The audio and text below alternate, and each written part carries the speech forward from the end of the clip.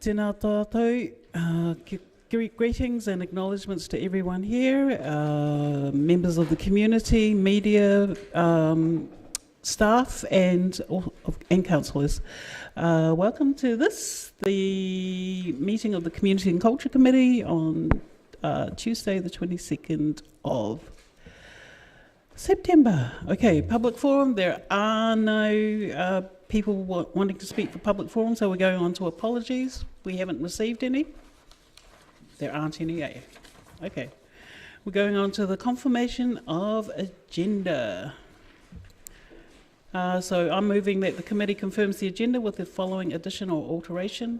In regarding to Standing Order 21.1, that Standing Order 21.4, option C, be adopted in relation to moving and seconding and speaking to amendments. Seconder, thank you, Councillor Staines. All in favour? Those against? Thank you, motion carried. Okay, declarations of interest, that's page 5 of your order paper. Members are reminded of the need to stand aside from decision making. Okay, yes. Councillor Barker, I note that you have, it's been noted that you have, yes. Yeah, that has been noted? Yes, it has. Okay. So, so I'm moving that the committee notes elected members' interest register and changes to it and confirms the proposed management plan for elected members' interests. All in favour?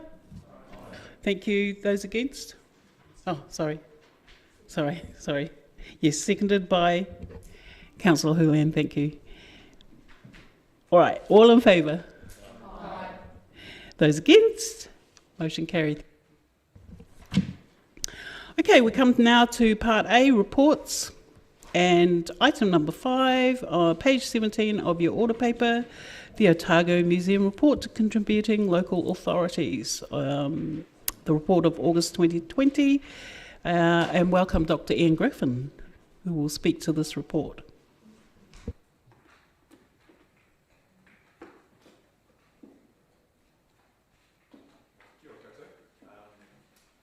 happy to speak to the report, but in summary, as we indicate in the introductory paragraph, the museum...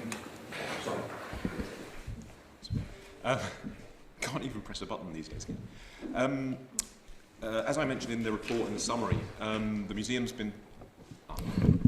really close. Okay, thank you. As I mentioned in my introduction, the museum is chasing funding in the hope that we can sustain our operation beyond roughly a year's time. The museum received stage 1 of the wage subsidy and stage 2. We didn't get stage 3 because by that time we'd come out of lockdown and we were starting to see income.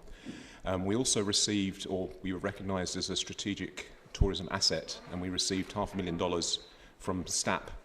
And we also had the opportunity to take out a loan of up to $1 million, although the board are reluctant to do that because we tend not to borrow money at the Otago Museum.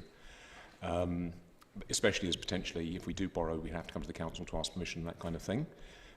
So what the STAP funding and the wage subsidy funding have done is put the museum in a position where we're okay for a year and we don't have to lay off any staff, which from my perspective means we can get on with doing all of the important work that we're doing, whether it be looking after the collection, the education and outreach, and beyond. At the moment, visitor numbers are running about 20% down on the same time last year, which is not great, but it's not cataclysmic. The bouncing around from level 1 to level 2 impacted the museum significantly. At level 1, we can run student balls. And because it seems very few people are running balls in town at the moment, we had actually lined up, when we went into level 1, pretty much every weekend until the end of the year, we had a student ball.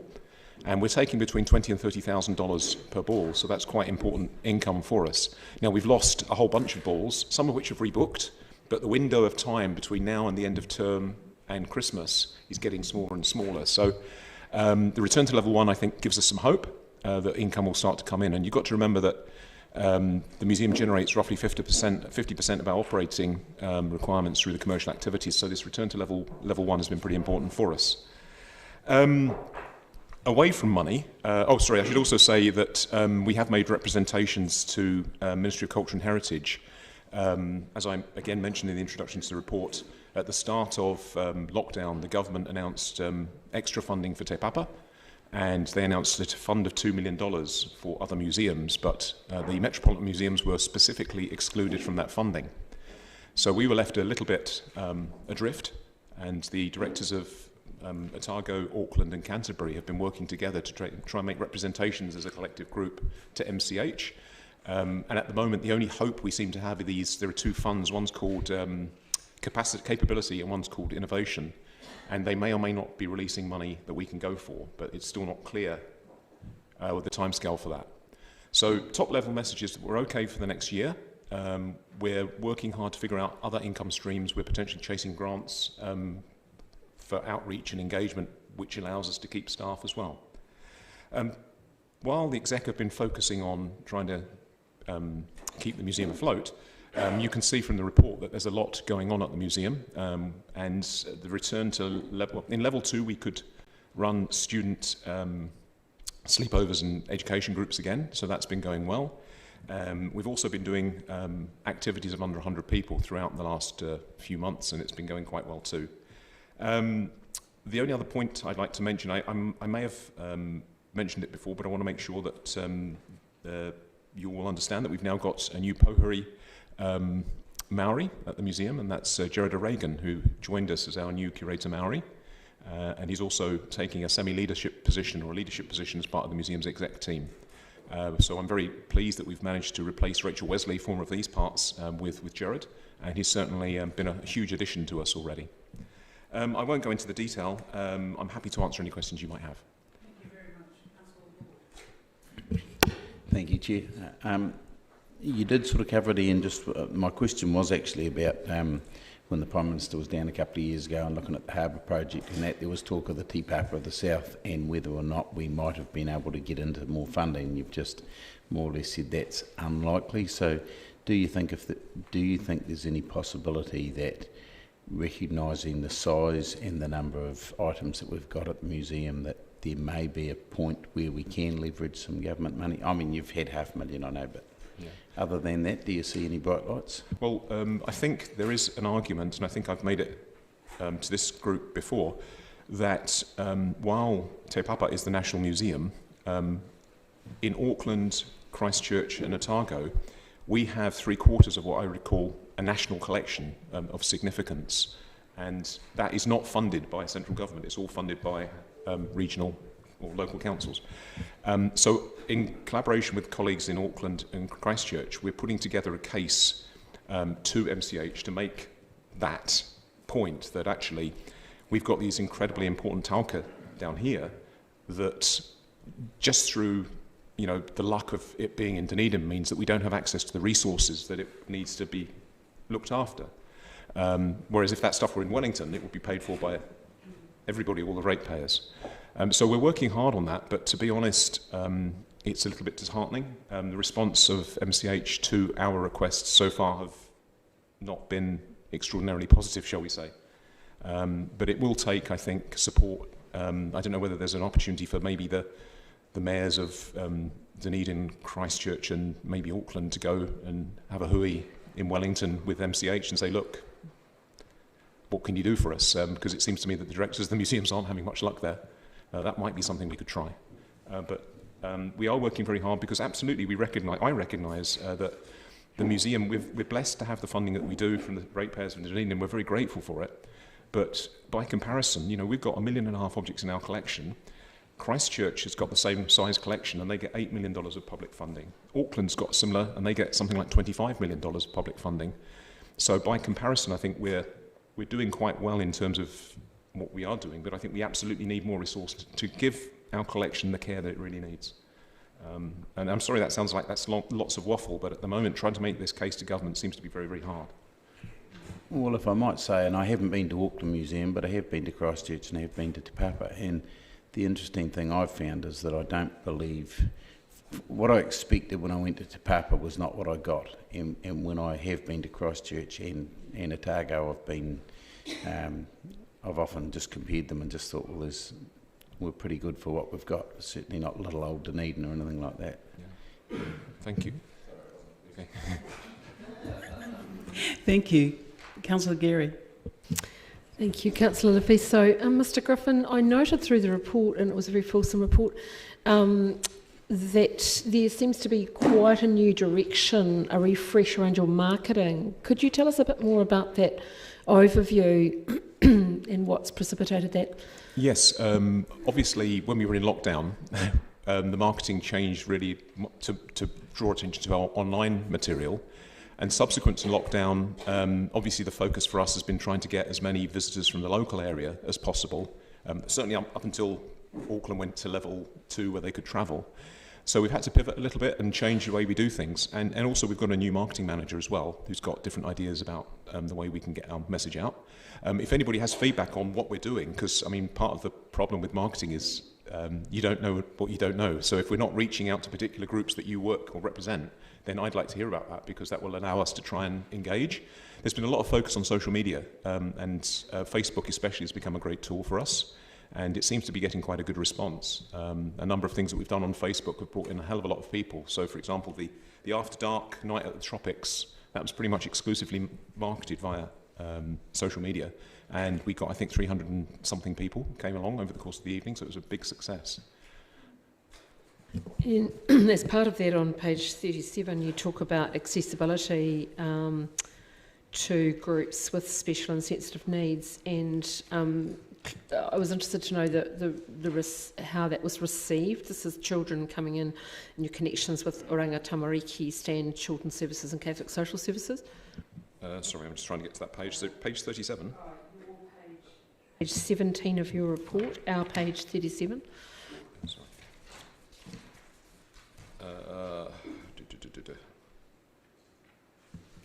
So you're talking about a new connection with those organisations. Sorry, I'm just trying to find it here.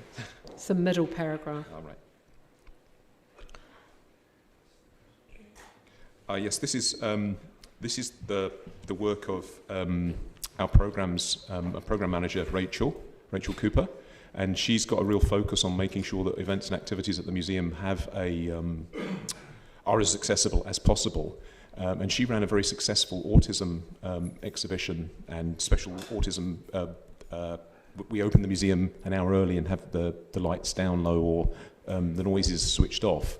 So Rachel's quite keen on trying to engage new audiences and understand what their needs are, and she does that by going out to the community and speaking to the organisations and hopefully building a relationship which brings them in. So am I right, this is part of a new direction? That's wonderful. Yes, sorry, yes. That's okay. And final question was on page 23, our page 23, which is around an emergency response team. And I wanted to ask you, it says it's under facilities team, started setting up an emergency response team in the museum. Does that suggest you didn't have one before? No, I think that's poorly written. What it means is that we've actually refocused the emergency response team, and we've actually done a lot of training and brought more people into the team. Right. That was born out of the COVID emergency, where we actually had a bigger leadership, we created a leadership team that was slightly bigger than before, and we realised there were real benefits. So it's something that we've had all along, but it's just kind of expanded. Just refresh it. Thank you. Thank you. Councillor Walker. Kia ora, Mr Griffin. Thank you as ever for a really well-written report that is full of fantastic and informative information. And congratulations as well on the Otago Wildlife Competition. That was fantastic. I guess it would be good to have you here at some point and not talk about funding, but my questions are about funding. You talked about the year's sustainability. Does that involve you writing down the 1 million loan or not? We're probably not going. That would be a board decision, and at the moment the board's decision was not to do that, because firstly we might be able to, if we do want to borrow money, which the board traditionally have not wanted to do, they would probably want to investigate other routes before going down that route, because the rate, while it's attractive, there may be opportunities. For example, the council can borrow cheaper rates than government in this case. So before we went down that route, we would want to have a discussion, firstly at board level, but secondly with our funders, because the last thing I want to do as director of the museum is to get some debt funding that we may not be able to repay in the future. That's not really where we want to be. Okay, great. So the year's survival at the moment is fine without drawing down that money? At the moment, yes. Great, okay, that's good. Second question is, because these have been announced now, the Wildlife Institute Relief Fund Did you get the 70k? Yes, we did. Oh, great. Yes. Fantastic. Yeah, Awesome. we were very, very grateful to get that. Yes. Thank you. Councillor Elder. Thank you, Chair. Ian, I admire all your work with education outside the classroom. And just a comment around... Councillor, your mic, please.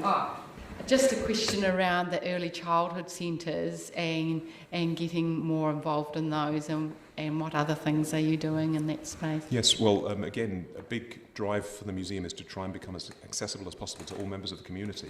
And actually, lifelong learning is something we really buy into. And certainly so for example, on Saturday we're opening the Dinosaurs exhibition, and I know there's quite a few really young kids coming through on that. And the aim with our team, especially in the education area, Kate Timsdean, who runs it, is to build strong relationships with all of the suppliers, whether they're schools or whether they're early childhood centres, and figuring out how we can work with them so that they get what they need out of it. And we also get a chance to build relationships with young people who get excited when they come to the museum, and hopefully they'll keep coming back as they get older. So it's part of a strategy that we've got to try and work hard to engage a very, very broad base of the community. And that's become, in a time like COVID, it's really important that your local community see and value the work that you do. And that's why I think it's the education work that Kate and her team do is amongst the most important things that we do at the museum, in my view. I just want to thank you for that, and especially the move into early childhood, because the sooner children engage with the museum, the better. Thank you. Thank you. Councillor Barker. Thank you, Chair. Following on from the discussion post-COVID, I just wonder if there's anything other ways, apart from financial, obviously, that we've discussed a little bit, that the DCC can help with the recovery. Actually, the marketing at DCC has been very helpful, and I think some of the work that's going on there is going in really good direction for the whole city. So I think some kudos there for whoever's doing that. The other thing is, I think all of us are in this together. It's, we're not the Otago Museum and, Toitu or the art gallery. We're all in this together, and I think we all win if we can get people into the city. So I think it's certainly in the cultural sector. I've got a really good relationship with Cam McCracken, who runs Toitu in the art gallery, and I know we have regular meetings to try and figure out if there are ways that we can work together. Whether it's a school comes to us on sleepover and then they go to the art gallery the next day or something like that. But to be honest, I think, as I started out by saying, I think the funding of our museum we're very grateful for, and that's really the most important part of what DCC does for us, because without those funds we've been significant and we have real challenges. But I do think the most important message from the cultural sector is we really appreciate the help the city's giving us, and also we really appreciate the fact that in this time it's really difficult for all of us. I mean, we're 20% down. Who knows what it's going to be like as the year goes on. And we're all going to have to, while I've said we're safe for a year or so, at some point, if visitors don't come back or if the situation changes, we're really going to have to focus our minds about how we best serve the people who come to the museum, maybe with fewer resources, fewer staff. That's not something I really want to do at this stage, but certainly it's something we've got to be able to manage to the funding that we've got. Councillor O'Malley. Thank you, Madam Chair.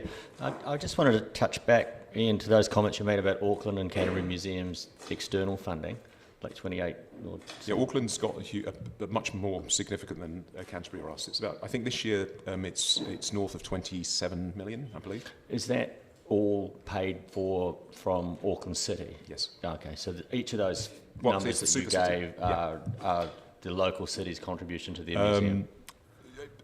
Yes, more or less.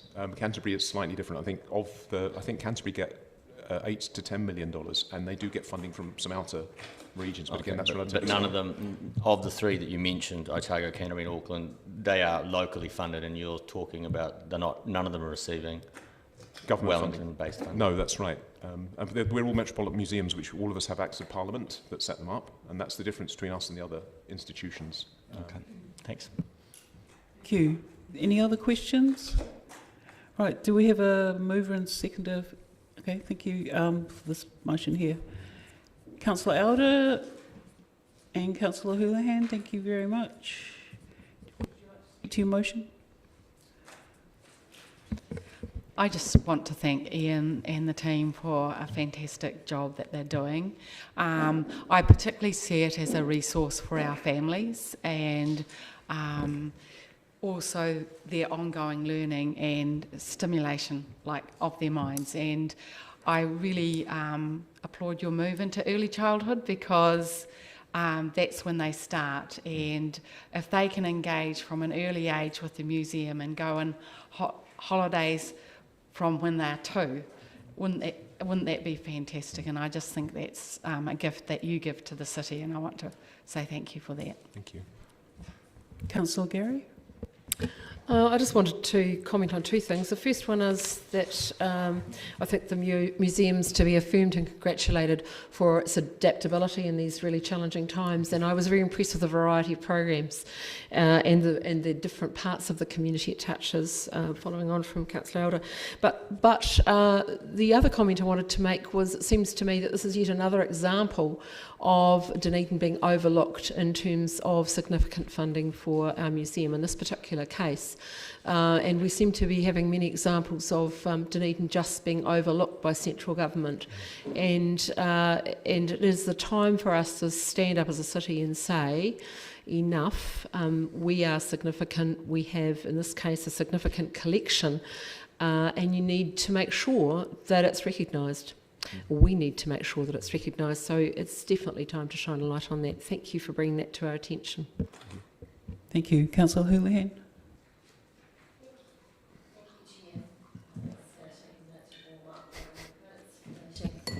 Thank you.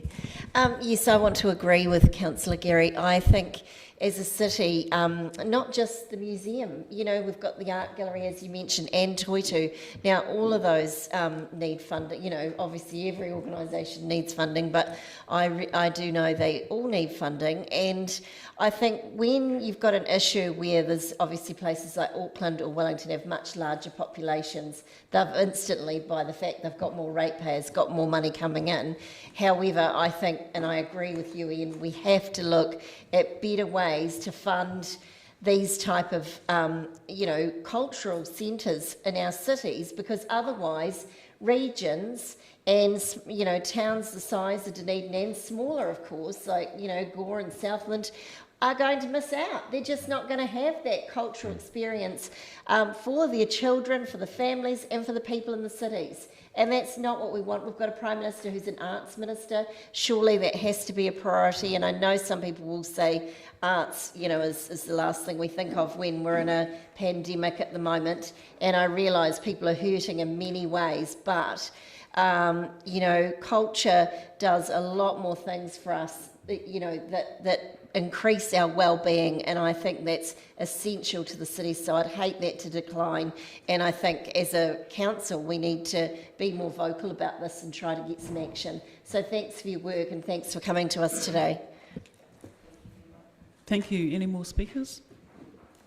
Councillor Elder, your right of reply. Okay, thank you. I'm going to put it. All those in favour? Aye. Those against? Thank you. Motion carried.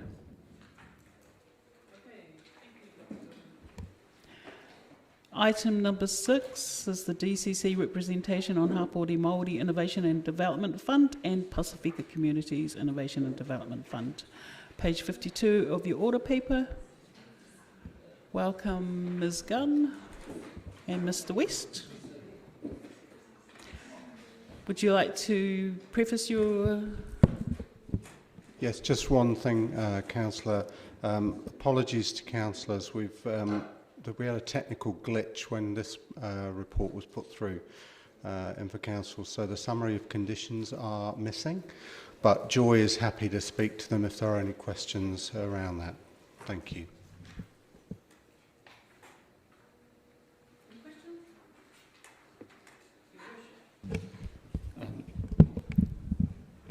Thank you. Just a question. I'm assuming that the councillors mentioned in the recommendations are comfortable with the recommendations.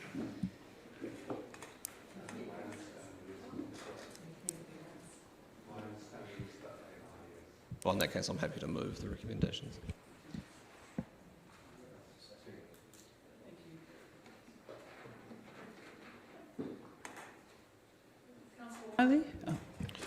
Thank you.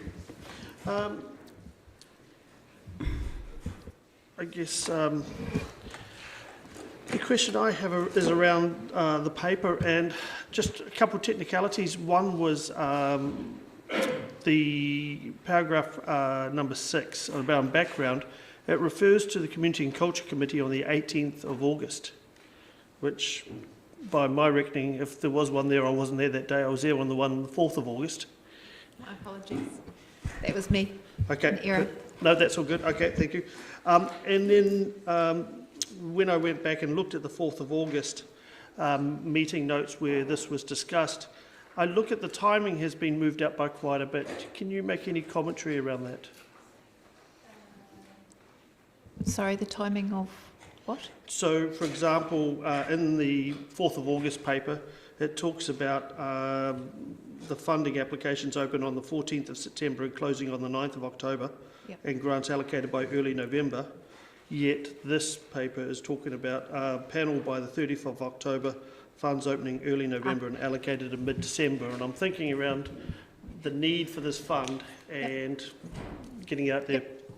So I can talk to that and the reasons behind it. So the reasons behind it were that when we looked at the representation, it was agreed it was quite difficult to find, whilst the committee had made a recommendation about Pacific senior representatives from the Pacific and Māori community, it's much more difficult to find that within our Pacific community.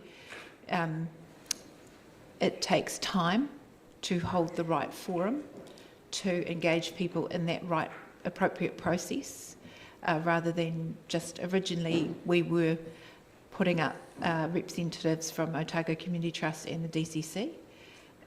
However, with the change that the committee made, it meant that we had to amend our process in line with the committee's approach.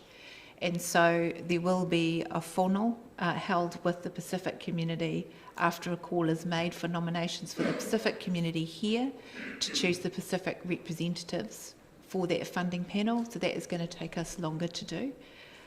However, we think that's the most robust process in terms of working alongside community as per the decision here.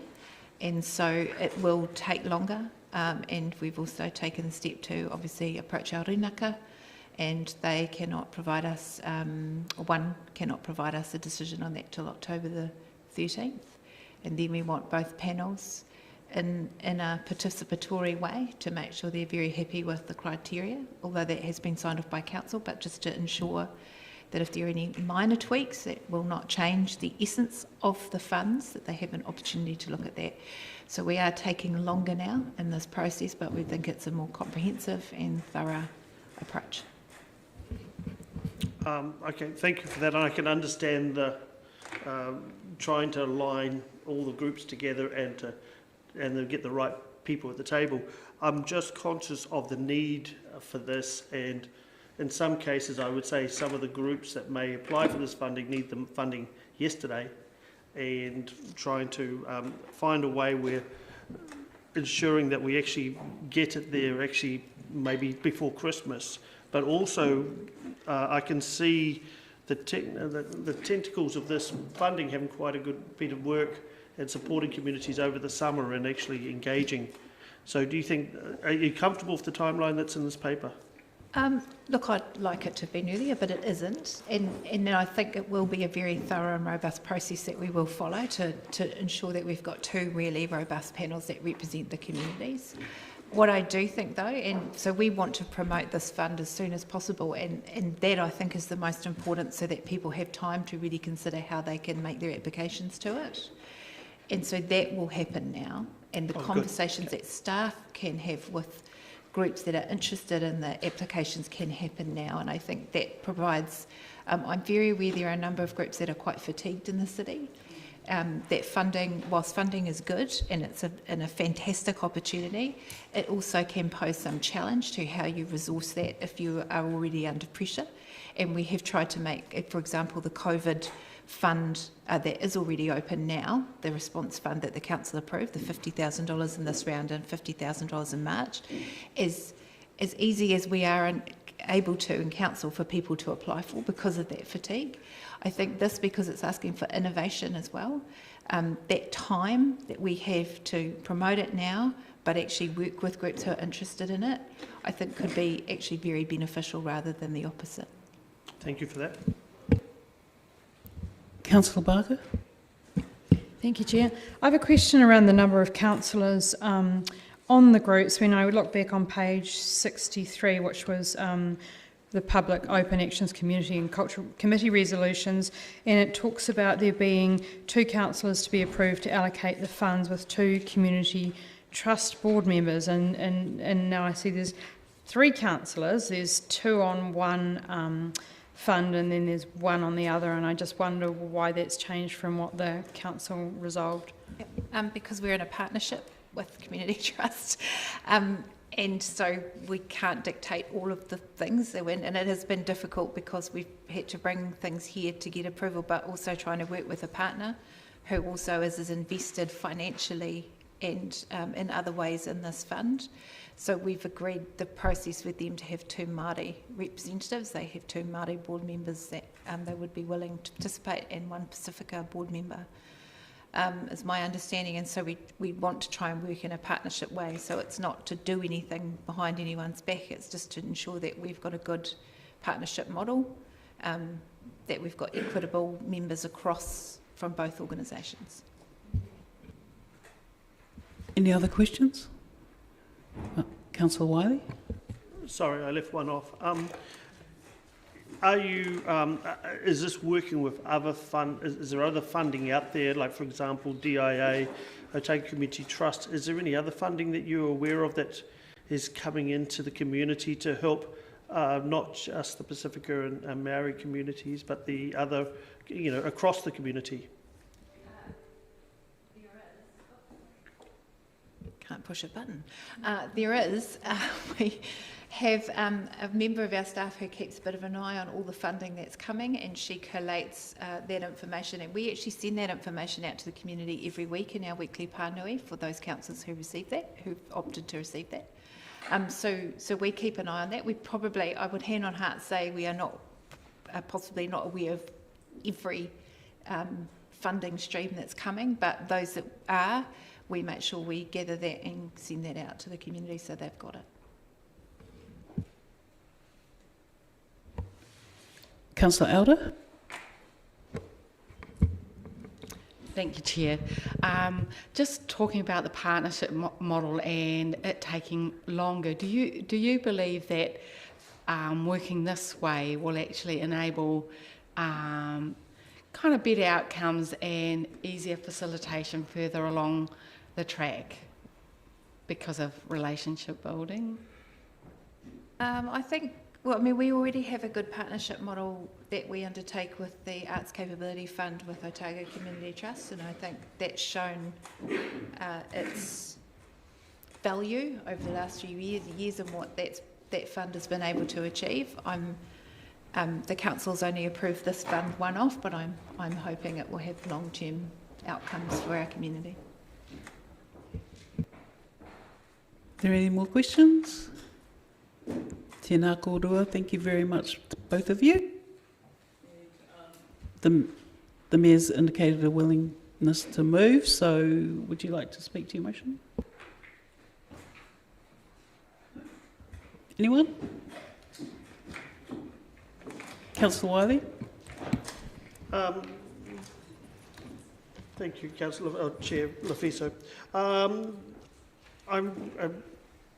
Sorry, Ms Gunn touched on it quite importantly, is that there are a lot of community groups out there that are struggling, and COVID relating. The funding fatigue is real.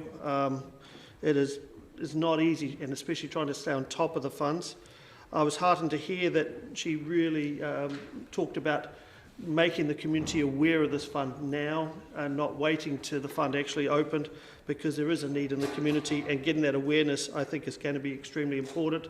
And I look forward to seeing what we end up funding out of this program. I think it is going to make quite a difference to many across our community, and I think hopefully it's a launching pad for further community engagement. Thank you. Any further speakers? Councillor Elder. I just want to thank Joy and the team for embarking on this process. I believe in the end, sometimes things take longer, but in fact, building good, strong relationships and partnerships, in the end, the outcomes are so much better. So I also endorse that Jules and Carmen are on the Māori participation group, as it reflects Māori culture around the table, and Marie on the Pacifica one. And I just applaud this process. And yes, again, I support what Andrew's saying, that, you know, calls can go out now for ideas, but I think it'll be robust, and I think it'll be really interesting to see what comes out of it. Thank you. Councillor Raddick. Yes, I'm very pleased to be able to participate in this fund, and I'm particularly pleased that Councillors Houlihan and myself, as well as being of Maori heritage, have had quite a bit of business experience, and I think that will be useful going forward to the fund, and we can contribute not only useful suggestions for the businesses, but probably help them develop as they grow their businesses and look to innovate in their various respective areas. So I'm quite excited about the possibilities there. Thank you. Thank you. Any further speakers? There being no further speakers. Further speakers, I'm going to put it. All in favour? Those against? Any abstentions? Thank you. The motion is carried. Item number 7, Community and Culture Committee Forward Work Programme. Page 57 of the order paper.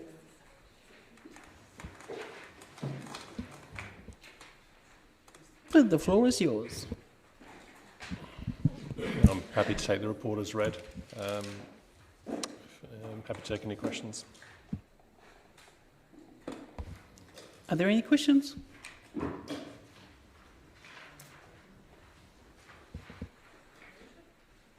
Yeah, thank you, Madam Chair. Thanks, Mr. Pickford. Just because we're still coming to terms with this, just a question of where things report to. So if things are policy related and therefore required to be signed off by council, would they be in the council work program? I mean, I just know, I mean, there are a number of things going on around social housing and otherwise that would fit within the delegations of this committee, but are they absent here because they are questions of policy?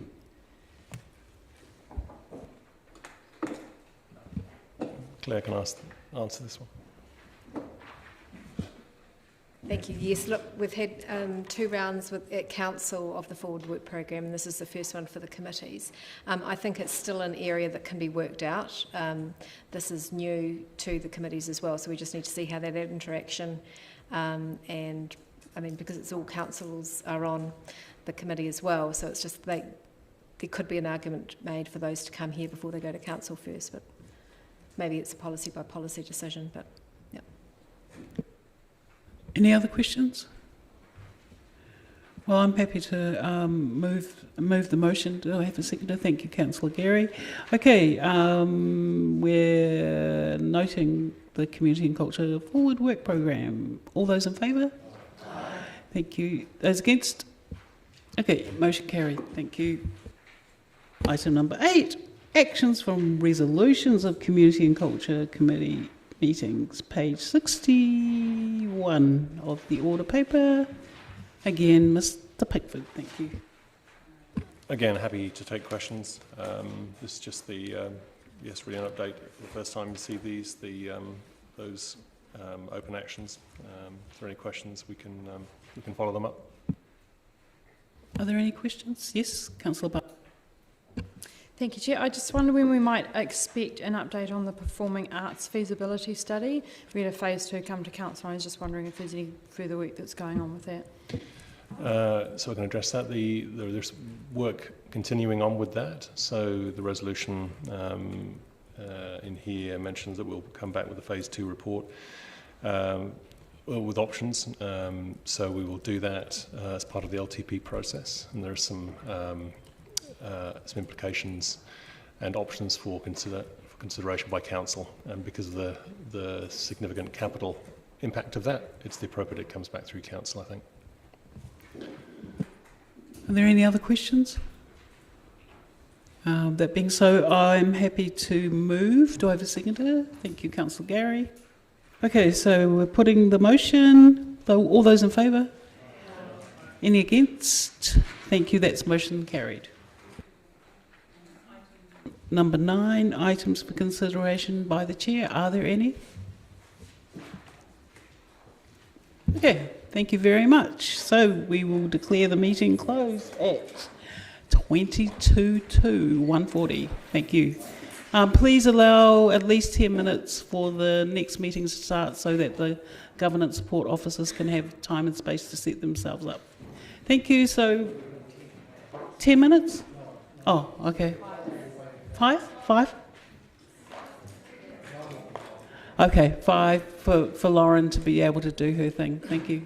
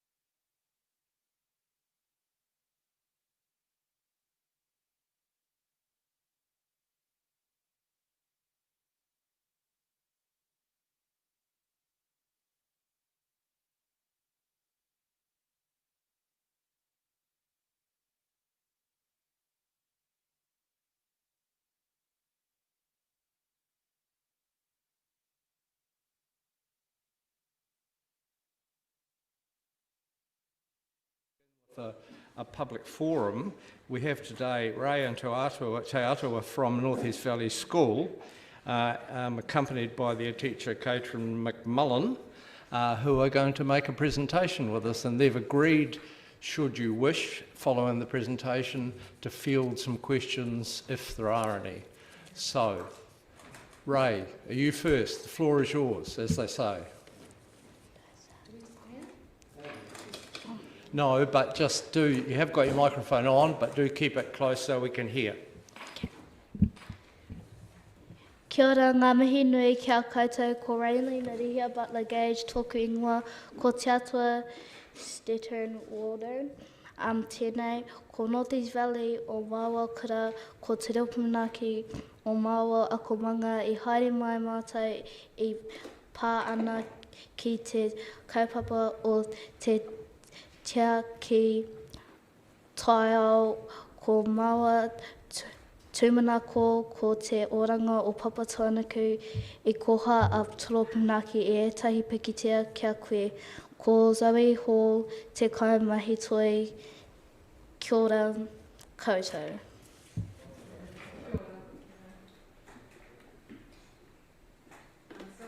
When Ray was talking about Zoe Hall, she was talking about some of the handouts that we've just handed out to you with some picture that was artwork that was donated by Zoe Hall to be used for environmental causes. So I'll just talk a little wee bit about the project that we've been doing. We collected polystyrene boxes from my partner who runs a very small business. We're not talking, you know, Noel Leeming here.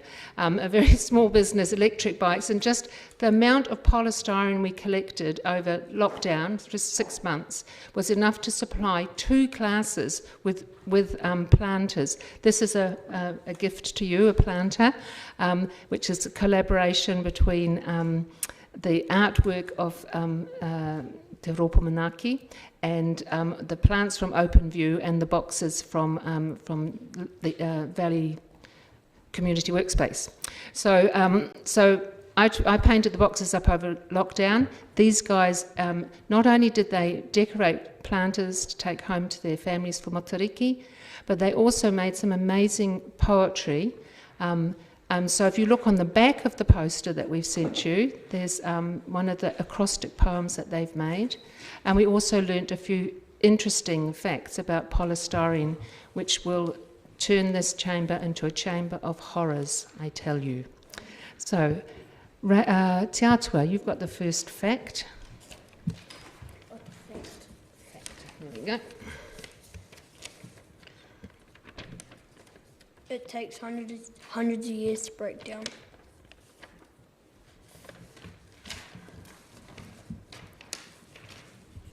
Polystyrene is like a virus. It poisons humans and poisons creatures in the ocean. Also releases air pollution, which exposed to sunshine and depletes the ozone layer. It takes up a huge amount of space in the landfill Papatōnaku. And the other thing that we found was that there's just no recycling of polystyrene in the whole of the South Island. Apparently there is a social enterprise like, the Cargill enterprise up in Auckland where they managed to reduce, they put it into some machine that reduces and they managed to reuse it. But so we've got this material, loads of it in our environment that is, as these guys are saying, that's, it's polluting. I mean, just for example, Raylene was talking about how it pollutes wildlife. If a fish eats, because the little bits look like food, when the fish eat it, then it just enters the food chain. So we're all being affected by this. However, we have brought some solutions. So one of the things is to reuse polystyrene, but there's only so many planters the world needs. If anybody wants to have a quote from this meeting, that's the one. But there's also things like encouraging businesses to use own cups and cardboard takeaway containers. And I know that there's a site called UYO where you can look up those kind of cafes, but I also wondered whether the council would like to look at making a superhero sticker, SU for sustainable, P for packaging, E for environmentally responsible, superhero stickers that you just have to look at the business and you know that they don't do single-use plastic. That was another suggestion. To look at recycling possibilities for Dunedin, to look at providing space to set up. I'm sure if a small business can provide this amount of polystyrene, then Dunedin would be able to keep a polystyrene recycling plant going.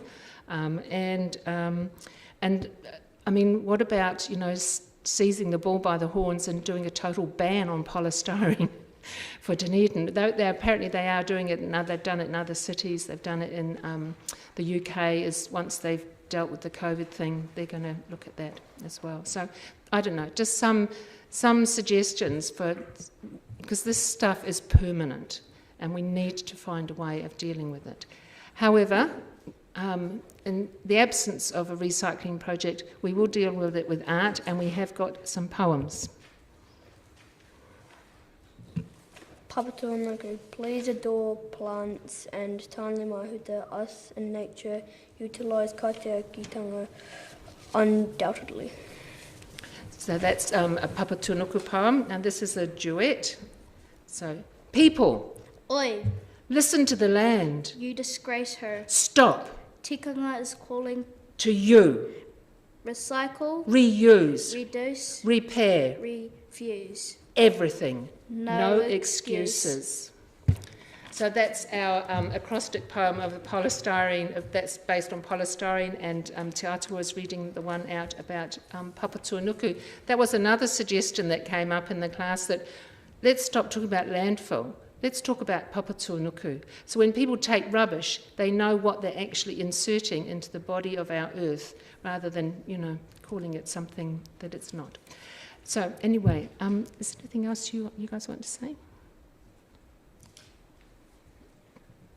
That's our presentation. Thank you very much, and thank you for the work you're doing, you and all your students, and thank you also for highlighting so effectively the global challenges that this city and other cities in New Zealand and elsewhere face.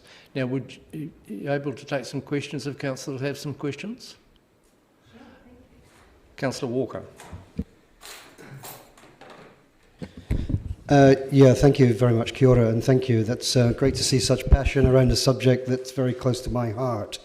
Lots of questions came to mind as you were speaking. The first one I would ask the two younger members, what would you say if you were a councillor around this table and you saw another councillor using a cup for coffee that was a disposable cup? What would you say to them?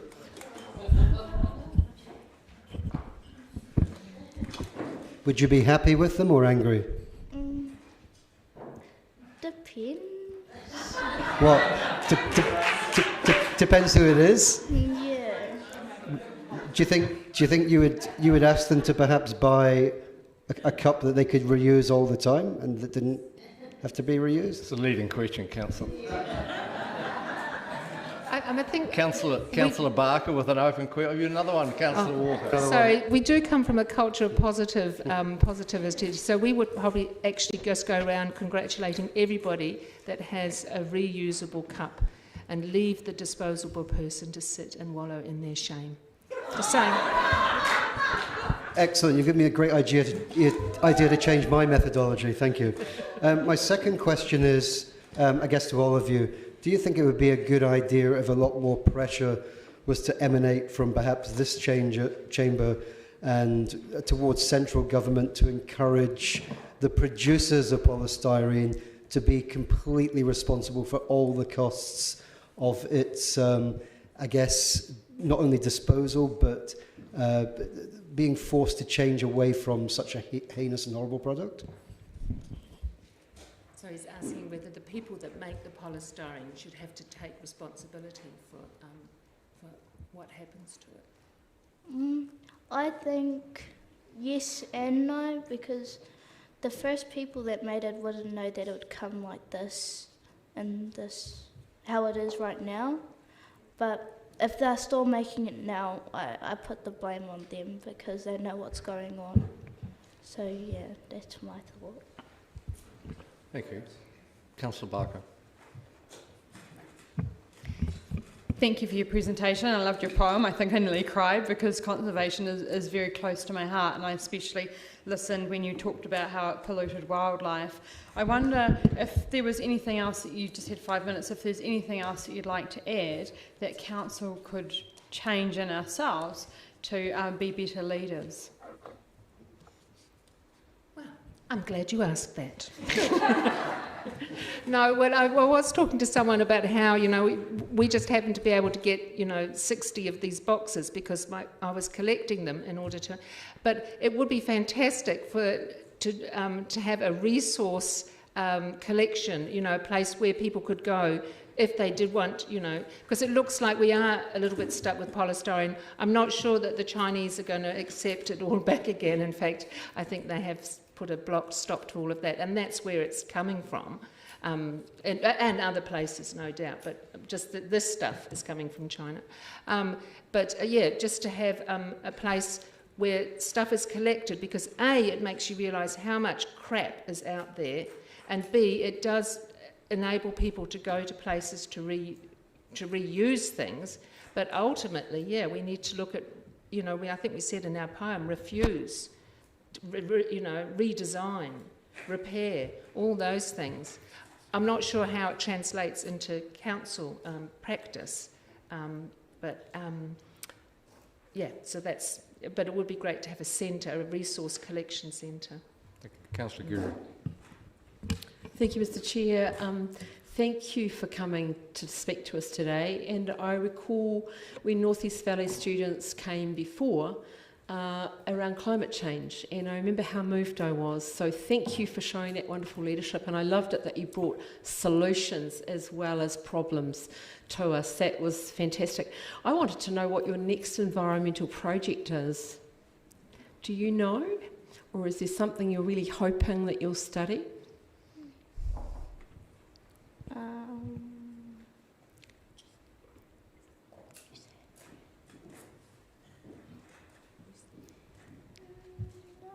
Not sure. Do you have any ideas, Katrina, around what might be studied next in the environmental space? I think we've got some planting plans, and I'm just trying to think of what's next on. The school's going to do an outing to Senorita Rizumo and the Stitch Kitchen, because I don't know if you know, but the Stitch Kitchen's got the sewing machine, and once you get a driver's licence for the sewing machine in town, you can also drive the sewing machine down the valley. So, I know. We'll just be looking at some of those ways of recycling. But if you wanted to buy a T-shirt with that art on it, you could always also do that, and we could do some fundraising for some environmental projects. And that's great to hear, because we do fund Stitch Kitchen through our grants, our city grants. And I just encourage you to come back and see us again in public forum another time with more projects, but thank you. Thank you. Councillor O'Malley. Thank you, Mr. Chair. That was a wonderful presentation, by the way.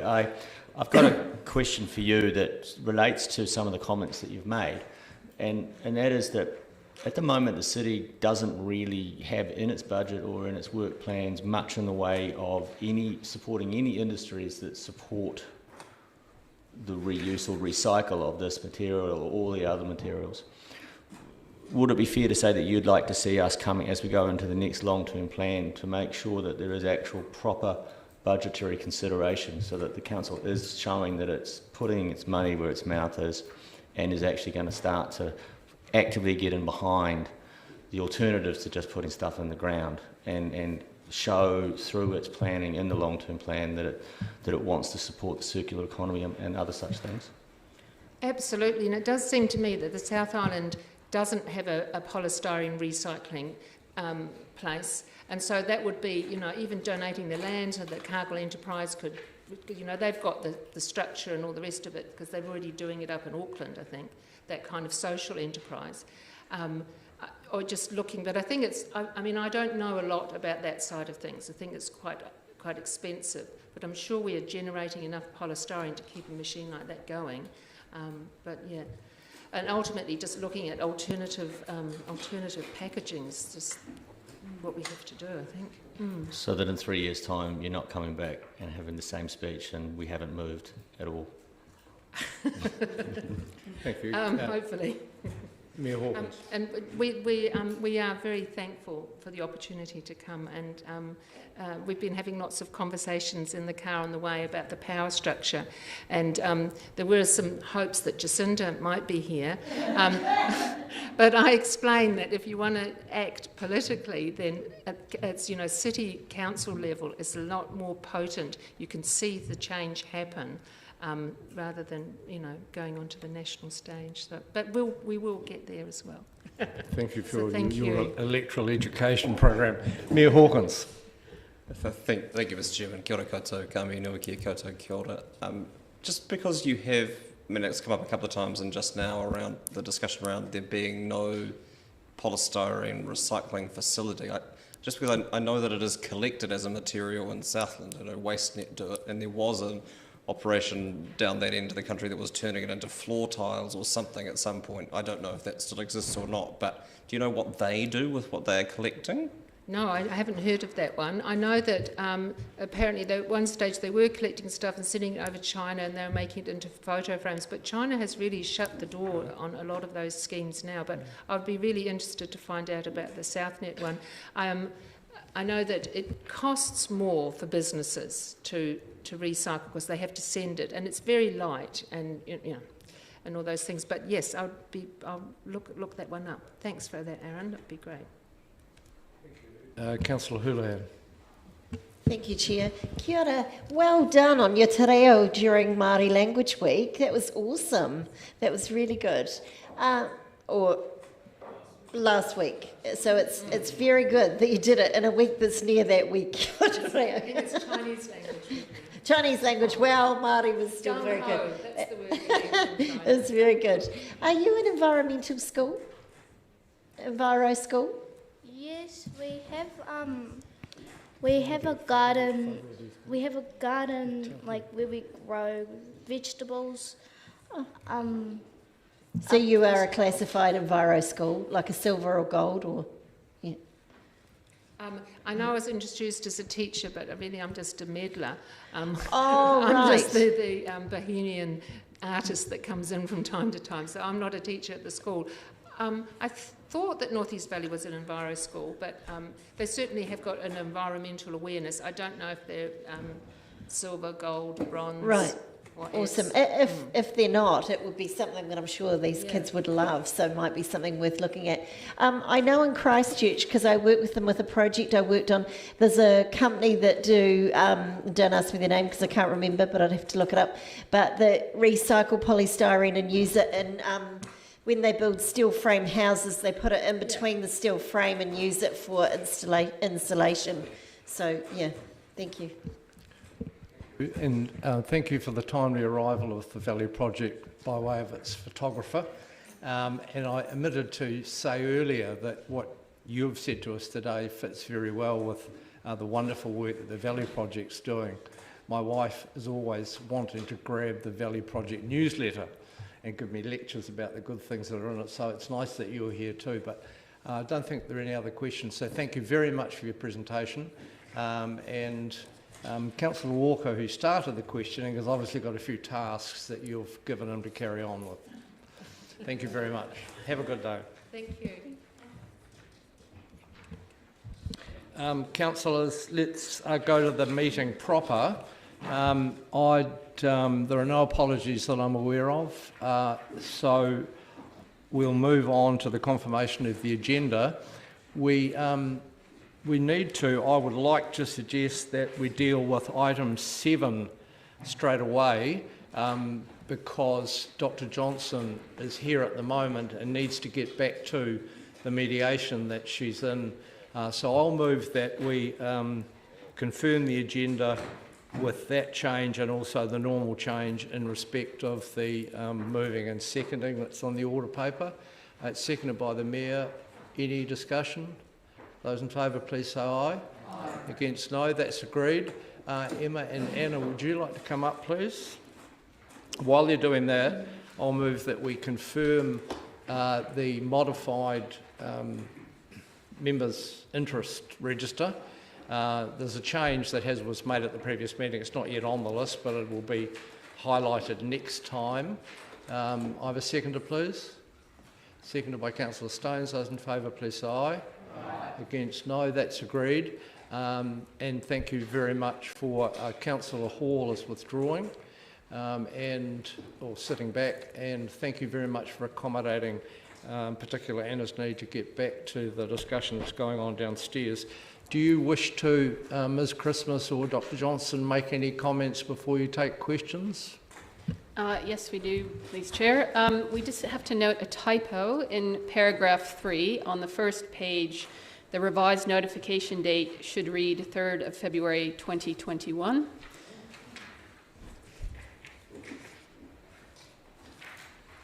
That's all? Happy to move on to questions. All right. Questions, councillors? There, Councillor Vandevos.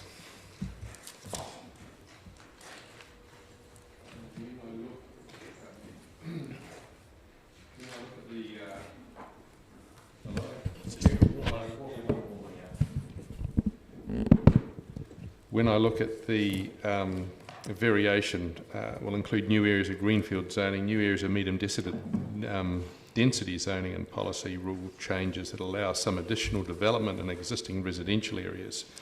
Is it only in the infill residential areas where additional development is going to be allowed? So that statement, allowing additional development in existing residential areas, is specifically in relation to policy and rule changes that will apply to zoned residential areas, such as General Residential 1. But the greenfield rezoning will be beyond existing residential areas, moving out into rural and rural residential zoned areas. Okay. And on page 77B at the top of the page there, it talks about removal of restrictions around tenancy of family flats. Is this a reference to the requirement that a additional structure on a property by way of a granny flat would have to be for a family member, or is this referring something else? No, that's correct. So what we're assessing is the removal of that requirement that the tenant is a family member, enabling it to be used for other people, renters, for example. Okay, so are you assessing it, or has it actually been dropped? Oh no, we're assessing it. It hasn't been dropped. Oh, sorry, the option of removing that requirement is being assessed. Yeah. It's being assessed? Yeah. Given that it's being assessed and you haven't yet decided to get rid of it, how do you possibly deal with a granny flat that's built, the granny flat dies, there are no other family members to then use the flat? How did you intend to deal with that? Well, that's what the change will allow. So if there are no family members who wish to live in it, it would be able to be lived in by other people. That's what we're proposing. You're not proposing to get rid of the requirement altogether, that it be for a family member? Yes. We're proposing to get rid of the requirement that it has to be for a family member, therefore enabling it to be used by non-family members. Right. I understand that because of the problem of if a family member has been the reason that you're able to build it in the first place and they're no longer there, obviously you need to do something about that. Yeah. Are you, however, getting rid of the family requirement altogether for building the flat in the first place? Yes, that's what we're assessing. So you can build a granny flat even if you don't have a granny. Yeah, so it wouldn't be called a family flat anymore, it would be called a ancillary residential unit, thank you. Yeah. Okay, so, but that's still being assessed. When will we know whether that actually becomes law or not? Just to maybe recap on the process. So we have to come to committee to seek that the variation is notified, which is a yes or no question. You decide to notify it or not to notify it. Then we go into a public submissions process. There will be a hearings panel that will be appointed to hear those submissions, and they are ultimately the decision makers. So essentially what staff do is prepare a proposal that is put through a public process. So we do an evaluation. We are also involved at the hearing stage in reviewing the submissions and providing recommendations around them as part of an officer's report, a Section 42A report, but ultimately we aren't the decision makers, so that is done by the hearings panel. Thank you. I don't want to labour this particular point unnecessarily, but my understanding is that the current restrictions aren't just, it's not just family members, it can also support staff who are there in support of family members, is that right? Yeah, that's absolutely correct. It is slightly broader than just family members, yeah. And just a bigger picture question around timing, and I appreciate the interruptions and the appeals process, which has made this slide somewhat. But in terms of, I mean, given that one of the bigger barriers to increased residential development capacity is water infrastructure, and we will be working on our infrastructure strategy and signing off on that and the budgets associated with increasing that capacity or not.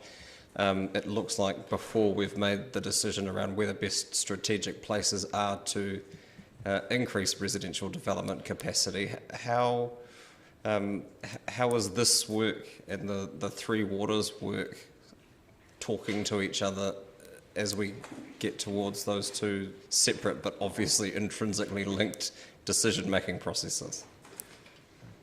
Well, the two pieces of work have been prepared together. So the Variation 2 project, as well as the initial thinking around the future development strategy, which we also need to do, have been done with a joint team between City Development and the Three Waters team. So they've developed their budgets based on this work, and they're running in parallel.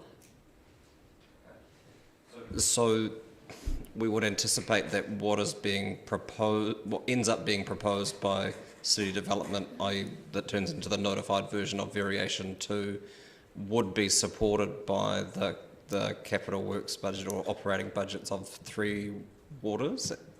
Yeah, absolutely. Okay, thank you. Councillor Lord. Yeah, thank you, Chair. My question revolves around, and I realise this paper is a paper just about extending the date out, but the properties that you are now looking at under Variation 2 and the areas, are they areas that, are they automatically or are they areas that were turned down in the original 2GP and that are all under appeal, or are some of these new areas that you're considering completely new? Some of the areas are completely new. We're also relooking at the appeal areas because we're, at the same time as Variation 2, we're dealing with the appeals on the 2GP and going through a mediation process. So the two processes are running parallel and talking to each other. Yep. And will there be people that are appealing under 2GP because they didn't get what they wanted that will still be out of luck with Variation 2, do you think? It was because it's not suitable for... So this paper does seek to try to explain the relationship between the two processes. So it's better, if to choose a very simple word, to deal with things through an appeal process than through Variation 2, because an appeal process, essentially, you're at the last step, which is you're presenting evidence to the court with both parties in agreement, and you're saying to the court, please sign off this agreement, here's the evidence to support it. And then the only place it could go to is as an appeal on points of law. So it's a pretty sure thing. Hopefully, if all your evidence stacks up and everyone agrees. Whereas when you start a variation, you're just entering into a new public process. So it can take a long time, and depending on the range of views that come into play through that public process, you know, as you know, things can drag on for quite a while. So we are very motivated where there is agreement and the evidence does support a rezoning to do that via an appeal. Because it is a quicker, and it will mean those that land will come on stream basically usually as soon as the infrastructure is available. That would be the main thing that will be holding it up. Whereas to re-litigate it through Variation 2 would mean it would take a lot longer. Hence why we're trying to give the appeals the chance to be resolved, which this delay actually is about making things go faster, even though that's counterintuitive. Thank you, Chair. With the minor dwellings, how much land do you have to have? Is that, there's 60 centimetres, the minor dwelling, is that correct? No bigger than that? 60 square metres floor area, that's correct. That's correct. So, but how much land do you have to have? Because I'm just wondering if we, you know, I think it's great and I think it's been needed for a long time, and probably wording, if it was changed, you know, initially would have been better. But anyway, do we anticipate that we might get a rush on a whole lot of people then once this changes building these minor dwellings on their property? So 2 questions in there, I suppose. So in terms of the area of land you need, so it depends on the underlying zoning. So for example, in general residential 1, you can have your primary dwelling and a family flat on 500 square metres. That's the current minimum site size. In terms of a rush, I can't predict that. It will be enabled and people will be able to take opportunity if they wish to do so. Yeah. So I imagine there will be some uptake. Yes, and it means that at a time when it's fair to say probably have got a housing crisis, people could rent those out, couldn't they? There's nothing stopping them doing that, is there? If that changes. If that change was to go through. Yes, that's correct. Okay. Is it fair to say that, or it might not sound fair, but some people...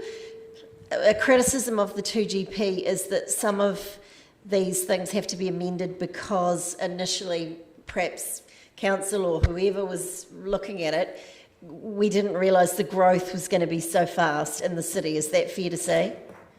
That's certainly fair to say in terms of the amount of capacity that the 2GP provides for. So it was developed in a low growth environment, and that the growth projections have changed significantly.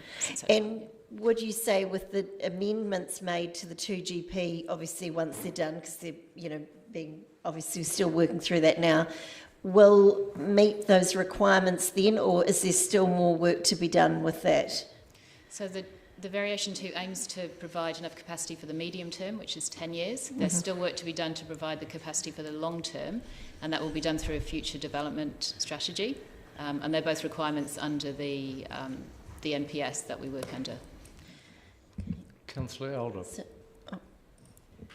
Thank you, Chair. Just a question, enabling the use of communal wastewater detention systems in areas with wastewater network constraints. Will that enable more areas for development? It will enable the development of areas where there are currently constraints in the wastewater system. So we've got parts of the city where the wastewater system won't cope with any additional development. A provision such as that will enable some additional development to occur in those areas ahead of fixing up those constraints. Is there later on the chance for that area, if our network is upgraded, for them to link in with the wastewater system once we've achieved that capacity? That's certainly the intention. So the kind of discussions we've had with Three Waters is that these tanks would be effectively temporary, and they would be there until the network had extra capacity, and then they would be removed and the wastewater would just go straight in. So in a kind of way, they're temporary measure to enable us to grow and to build our infrastructure to take the capacity it needs to grow. Yeah. Okay, thank you. Councillor Mayor Hawkins. Thank you. Given that what is allowed for in the plan, and what we let people build and where and what they do with it, is a significant bearing on whether or not we will achieve our net zero carbon ambitions. Town planning has a significant or has the potential to have a significant role to play in that. And now that the legislation has been changed to allow for consideration of climate change effects on RMA processes, is that work being foreground, or is that thinking being foregrounded in the preparations behind Variation 2, as opposed to focusing on where we would most quickly and most easily build things in the short term? Well, that thinking is already embedded in the strategic directions of the plan, so it has it touches on it in a variety of ways, but certainly in terms of reducing car dependency, ensuring people are encouraging most people to live in a place where there are transport mode choices, and that will continue to be part of the assessment of all of these options. So I think it is there already. It's certainly a core part of the thinking. So you're not anticipating variation to be proposing changes to objectives and policies in the plan on any kind of wholesale level? Well, it will include some changes, but not that would move us away from that direction. Councillor Houlihan. Thank you, Chair. I have a concern that, and I'm hoping you might be able to alleviate some of my concerns around this, that some of the areas where under the 2GP or the current plan we have as green space that you can build on, however, when that meets up, and I think the Mayor raised this, I think I heard him correctly in his prior question to the one he just asked, that the infrastructure needs that need to meet those places that are green are still not able to service that land. Is that correct? Or is that improving? Does that make sense?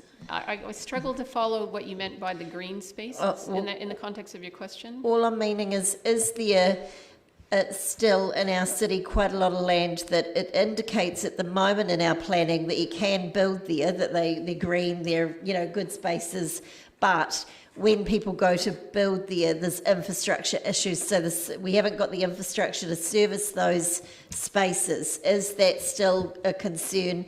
And if so, what do we realistically see as a time frame when those two might meet? Where land is already zoned residential, the Three Waters Department assume that it will be developed, so that's built into their models. So when they calculate how much capacity there is, they make some presumptions that those areas can and may be built on. So generally those areas, large areas that are undeveloped for other reasons. They might be a bit steep or face cold or dark or whatever. Or it's just not feasible for developers to develop them. Thank you, Councillor Raddick. But I'm sorry, I've got another question. In areas like, for example, in the city like Mosgiel, there's a lot of areas there that I know indicate that they look okay to build, but the infrastructure isn't there to service them. Is that something that you hope will change, and if so, what time frame are we looking at with that? So you're talking about greenfield areas that aren't currently zoned residential? Well, areas that could potentially be built on, but once they decide to do that, they can't because our infrastructure at the moment doesn't meet that.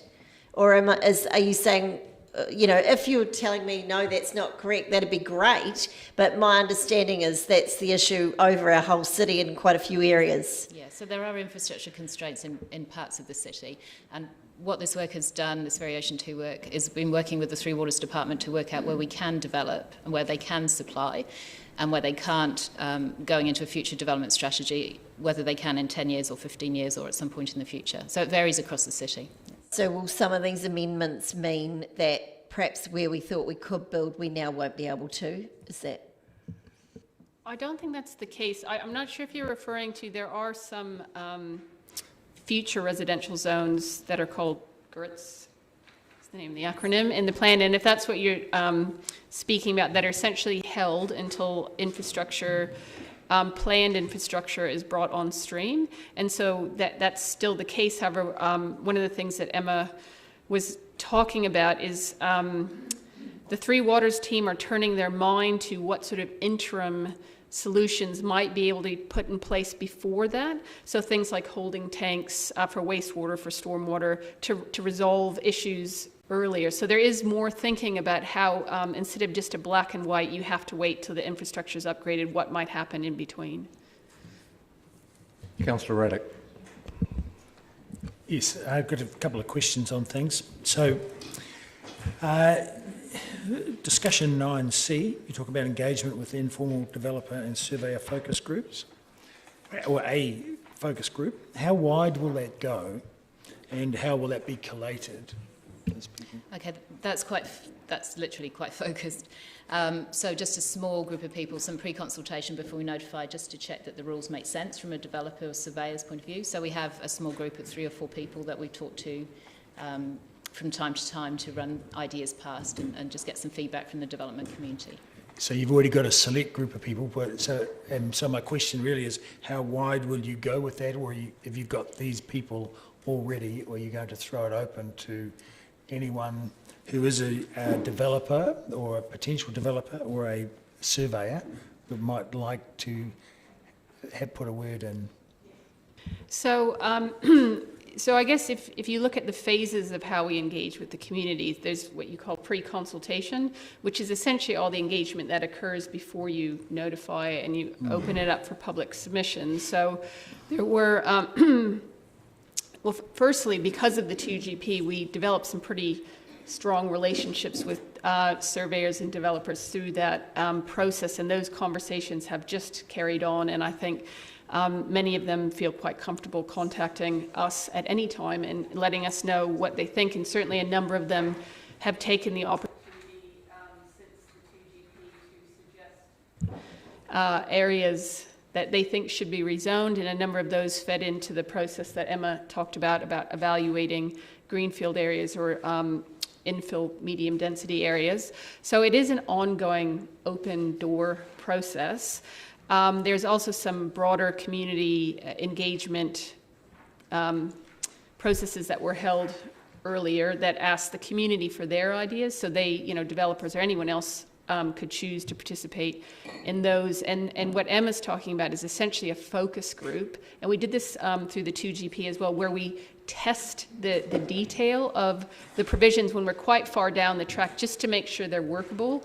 And so it gets really into the nitty-gritty of the detail, and we put everything in front of them and they tell us what they think's not going to work well. So it's an ongoing dialogue that occurs. Yeah.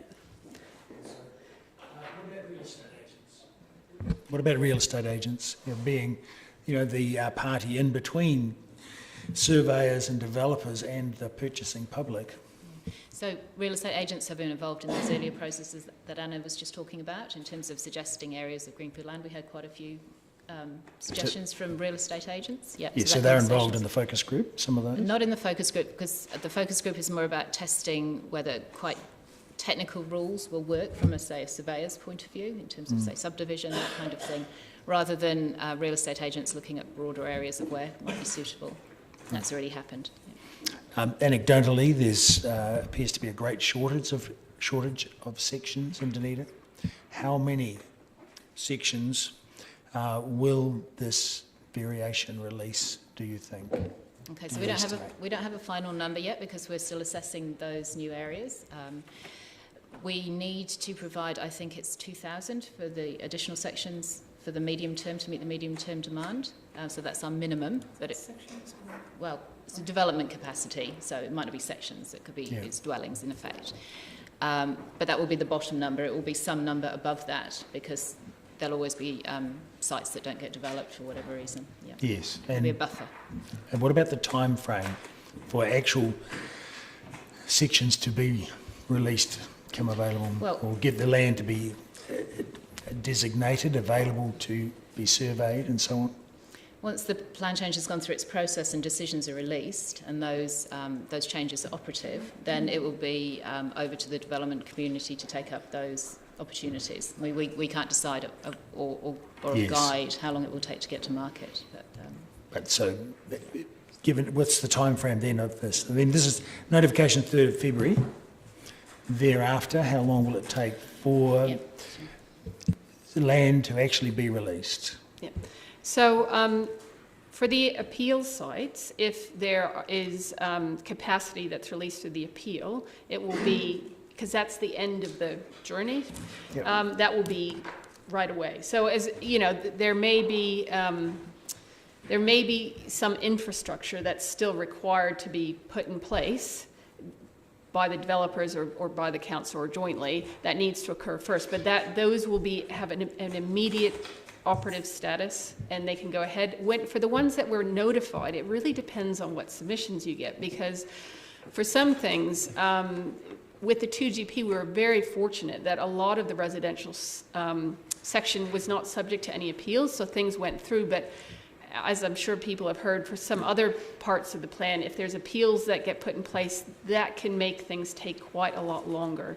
So really, if there's no appeals, it depends as well on how many submissions, but you're talking a year to 2 years. If there are appeals, it can take a lot longer. But certainly with the appeal sites, and there are a number of appeals in play, those will be nearly instantaneous if those get resolved and signed off by the court.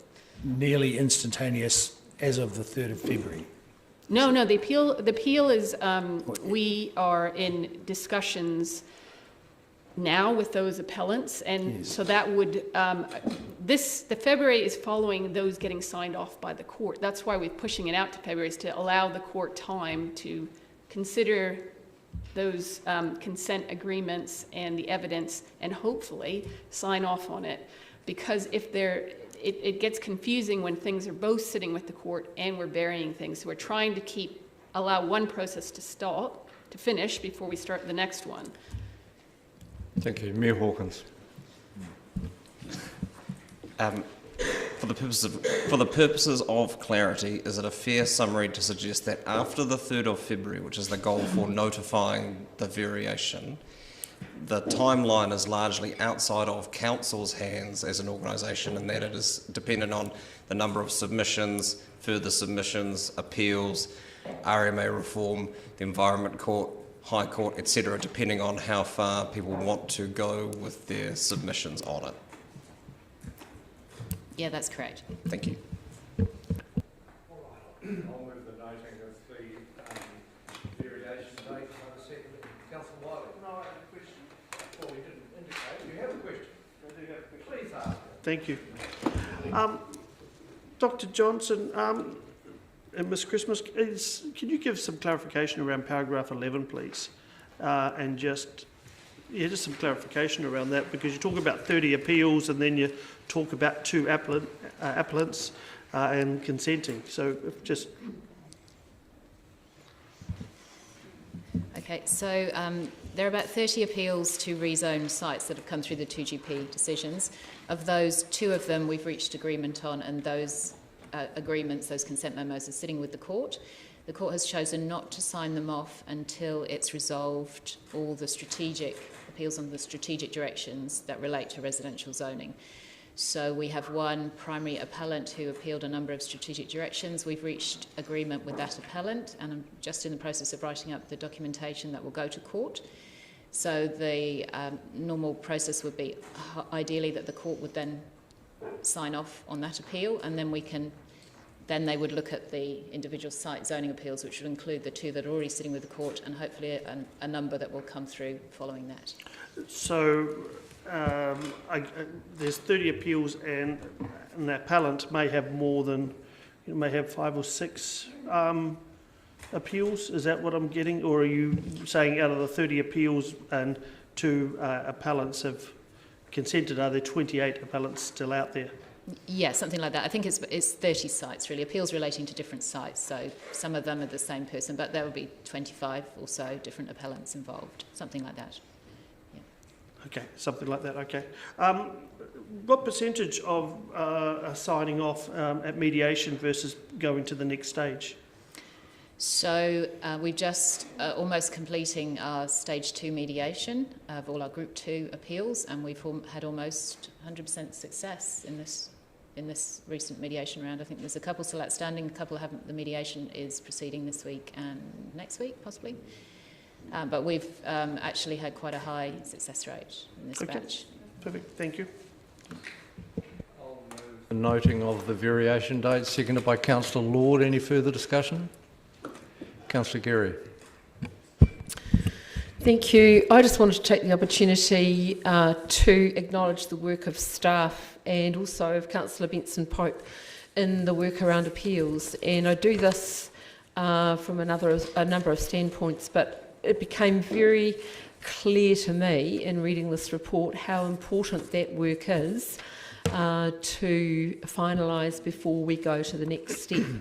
And I'd also note, too, that on as recently as Sunday, I was approached by a member of the public wanting to know, and this, I would categorise this person as a group that I have mentioned before as the mom and pop developers they're not experienced developers, never done it before in their life, but are thinking about it and wanting to know how. And I believe there's probably a number of those people, and I don't see them noted in the focus group, but for obvious reasons you're looking at experienced developers around the technical issues. But I would just mention and note that there are people out there in our community who I would class as mom and pop developers, and I commend the assessment of the matters that you are looking at as options as we go forward to look for more opportunities. Thank you, Councillor. Further speakers? Councillor Houlihan. Yes, I want to thank Dr. Johnson and her team for the work that they're doing on this, because it's not easy work, and I know, probably given I hear it in the air quite often about it, that you probably get quite a few complaints, and people, you know, it's difficult. There's always, no one's going to be always happy.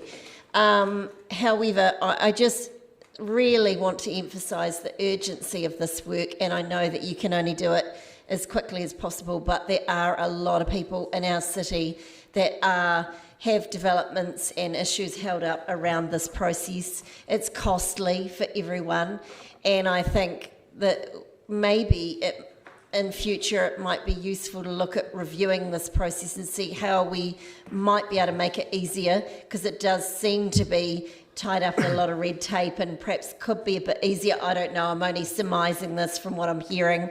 But I think everything can benefit from a bit of a review in general on anything, but particularly when we're looking over the next 10 years in our city to have a major housing shortage. This is something that is very significant and affects so many people, and when it becomes slow and costly for developers and builders to get work done, it also increases the costs of trying to get housing done, and it takes a lot longer.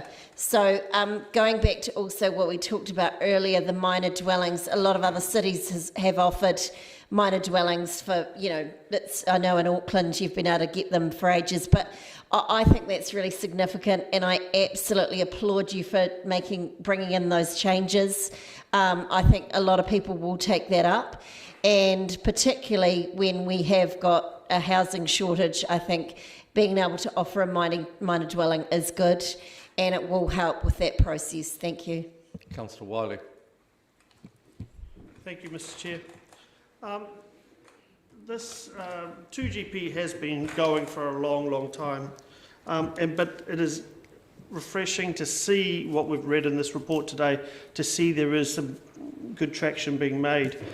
Not as fast as the community would like, and I think we've all heard that from right across the community. The part, though, that I'm heartened to hear is the discussion about holding tanks now being an acceptable or a process that can lead to quicker development versus being a bottleneck for development. Infrastructure is infrastructure. It does have a capacity limit, but if the holding tanks could actually speed up the opportunity for development, I think that is vital. The issue is we don't have a housing problem. We have a housing crisis. The cost of houses in Dunedin is unbelievable. Who would have thought of that back in 2010, 2012, 2015, or even 2 years ago? What would we be paying for houses in Dunedin? And as much as we want to talk about this around the table and look at these papers and everything else, I'm sorry, it's not helping a lot of people come to Dunedin, buy a house in Dunedin. We need to find a way to speed this up even faster, in my opinion. This has dragged on. Anything that can be done to speed it up will be appreciated by hundreds around the community. But when I'm talking to first home buyers that miss out on a home that's, I would say, relatively average for $580,000, I'm sorry. We, as a council, have failed our community, in my opinion. Housing crisis is our key issue if we want to see growth in this city. The 2GP has taken forever, and that has been in effect. And I doubt there's anybody around the table that would disagree with that. So anything that we can see to mediation, and I'm heartened to hear that mediation is going so well, But let's get this signed off. Let's get the developers building, because again, even if we sign this off, we're probably not looking for houses until probably 2 to 3 years later. Thank you. Mayor Hawkins. Yeah, thank you, Mr. Chairman. I didn't, given this is effectively just approving an extension of time, I didn't have any intention of speaking to this, but it concerns me the comments that have been made by Councillors Houlihan and Wiley that rules have changed, and I would hate for that to enter into the public discourse, because no rules have changed. At this point, all we are being presented, and I thought this was explained reasonably thoroughly by staff, is a list of things that are being assessed and weighed up, and some of those will make it through to a proposal that will come back here for sign-off or not, and then will be subject to the Resource Management Act process. And at that point, and this is Canvas also in questions, it is out of our hands, just like to a large degree the progress or otherwise around the 2GP is out of council's hands. And Councillor Wiley is a commissioner under the RMA, and so understands the RMA process.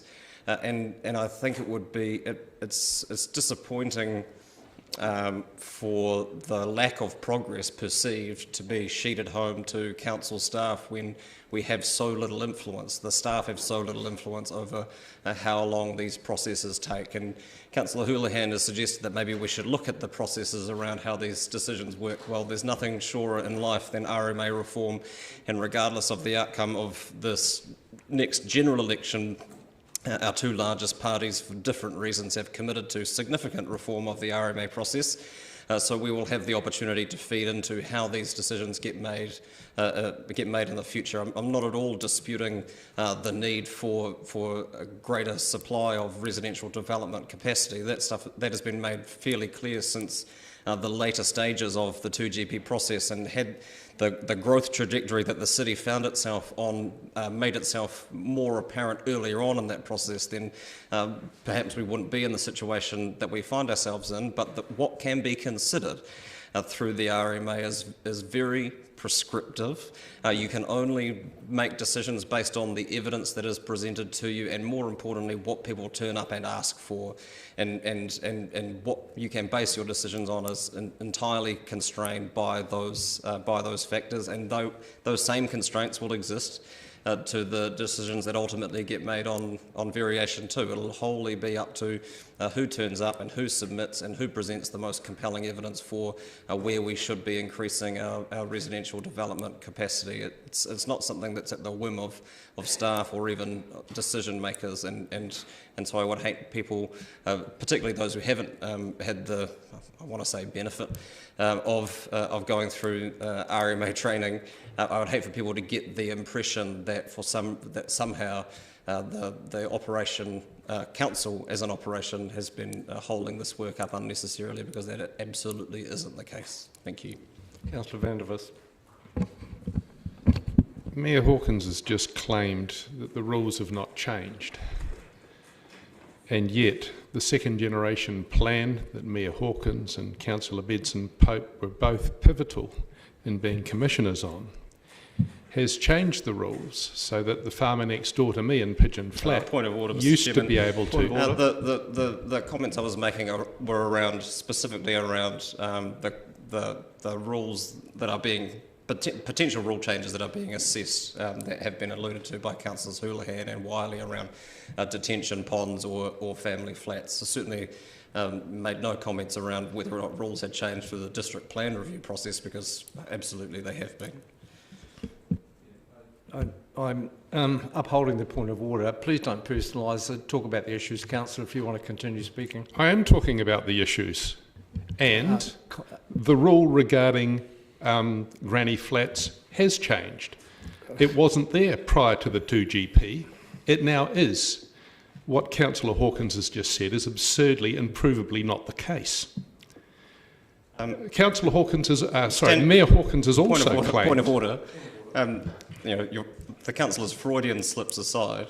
I've made no claims that no rules have changed through the 2GP process.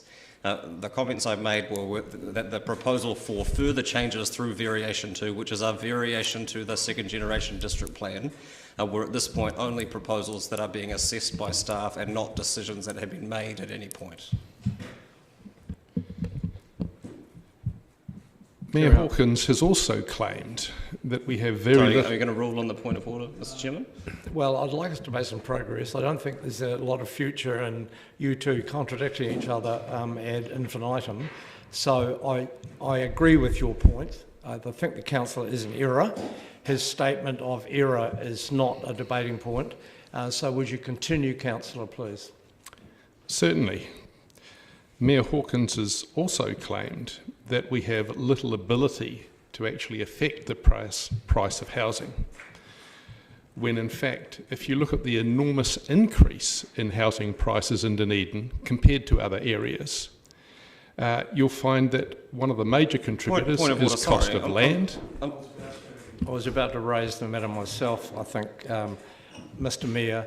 I don't think the Mayor made that claim. The Mayor made the claim, clear statement, that we have little ability to affect the speed of the process. So would you confine yourself to what was actually said, not what your construct is, please?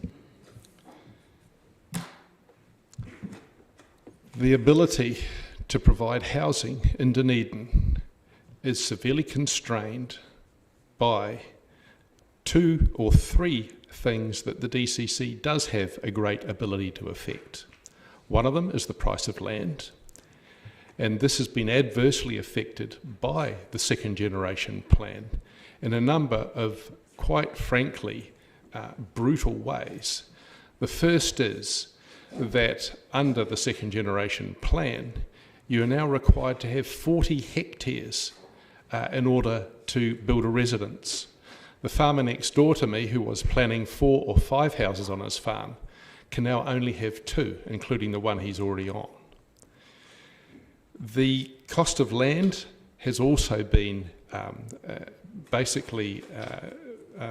increased, largely because insufficient land hasn't been provided for the growth that we're now experiencing. And it's good to hear that under this variation, staff have accepted that the initial 2GP plan didn't allow for the growth that we're now experiencing, and they're making some small changes to get some more greenfield sites happening.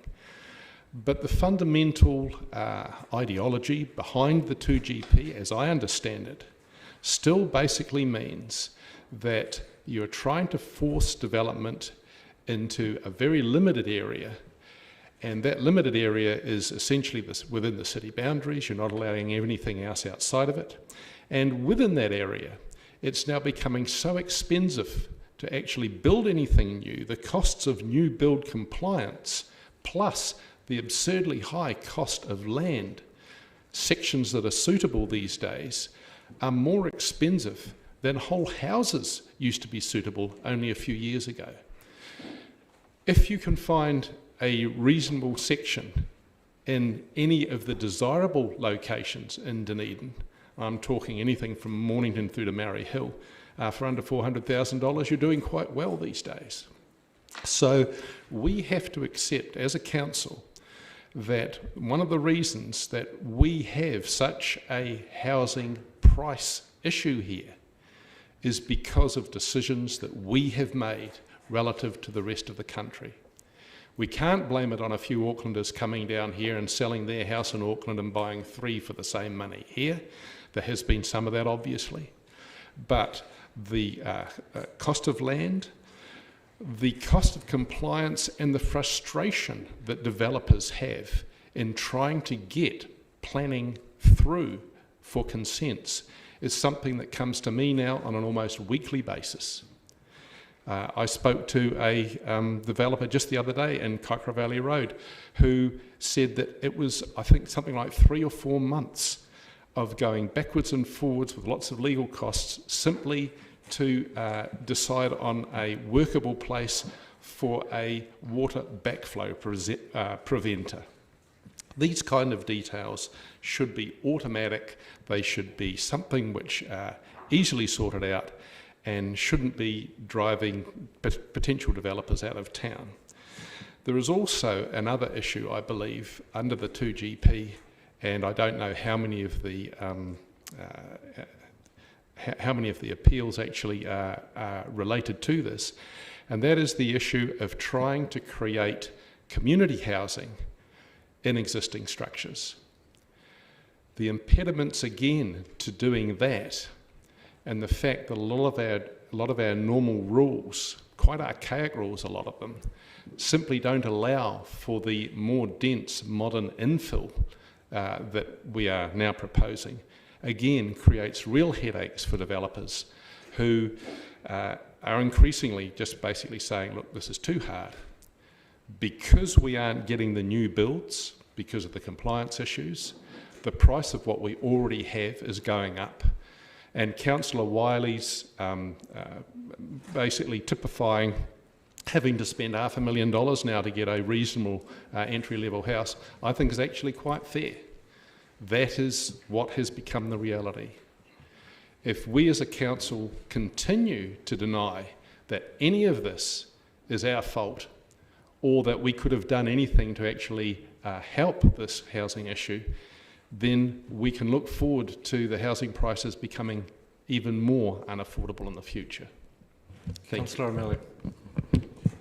Mr. Chair, I just would like to remind all of us that what we're voting on today is that staff has come back to give us a date where the notification of variation 2 is to be done, and for the reasons outlined in the paper.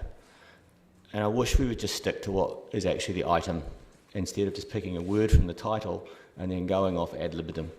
Thank you. Well, that would certainly be welcome. Thank you, Councillor. Any further speakers? I'll put it. Those in favour. I'm sorry, I'm not going to exercise my right of reply. Those in favour, please say aye. Aye. Against, no.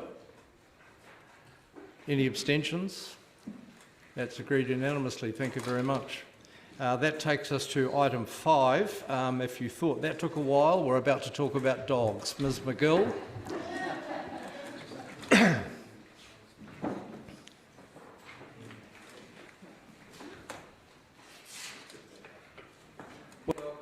Ros, do you want to make any comments about your annual report to the department?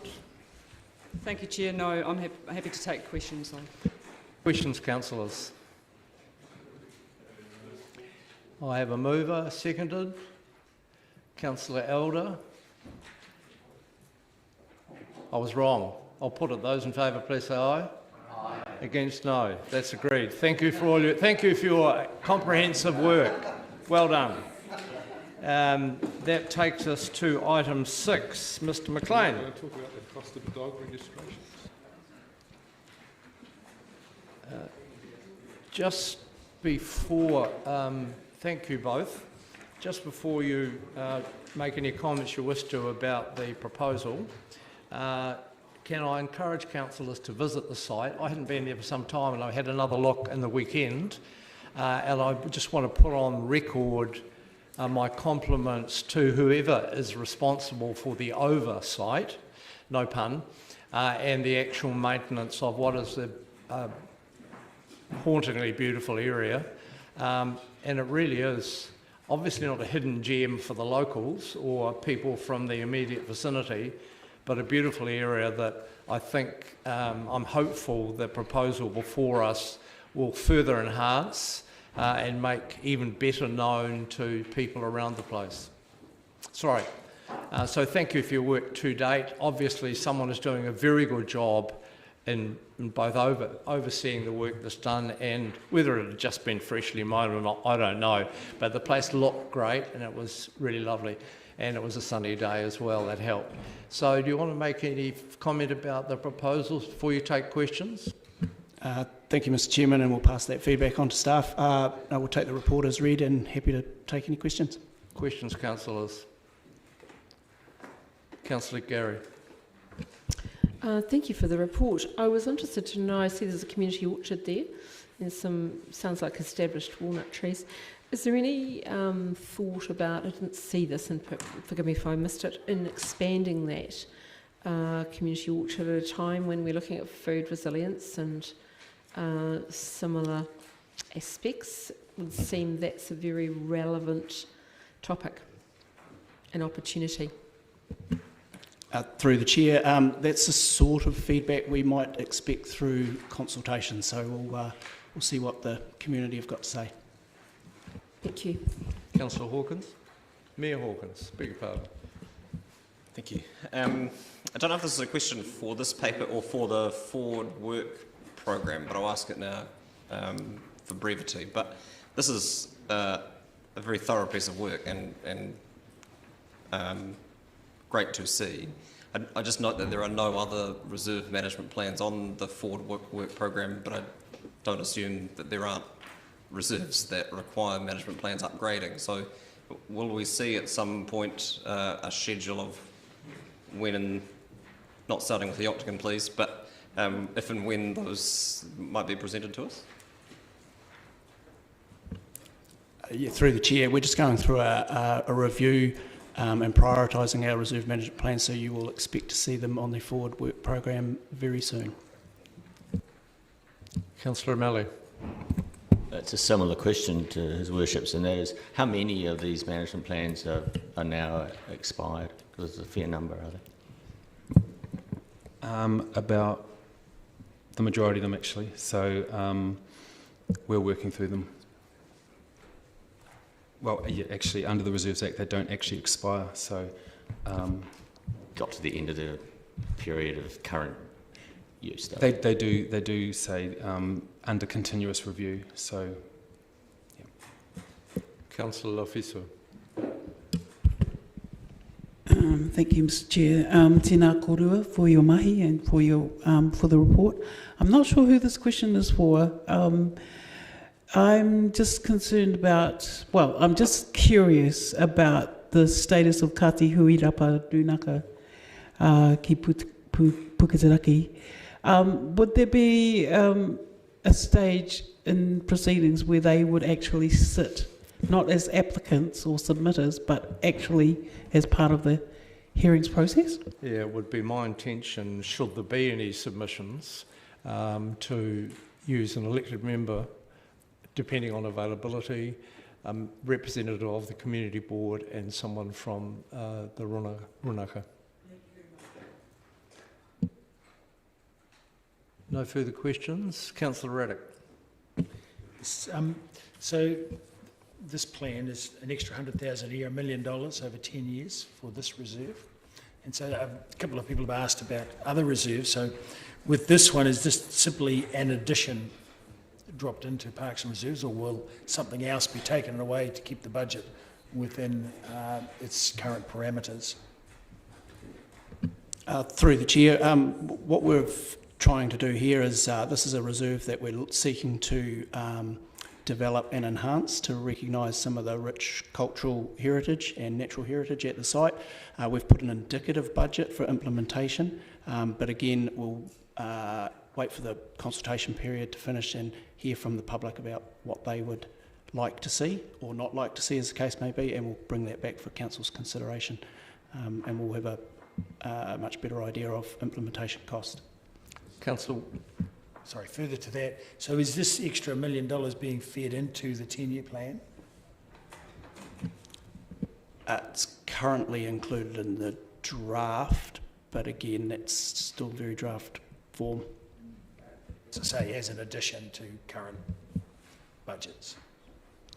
I think it would be fair, sorry to interrupt there, but I guess what we're trying to do, Councillor, with the parks as we move forward with the reserve management plans is have actively notify council that we're considering the potential costs of these reserve management plans, so that parks can actually include that in their budgets explicitly, so we can actually see progress with the reserve management plans moving forward.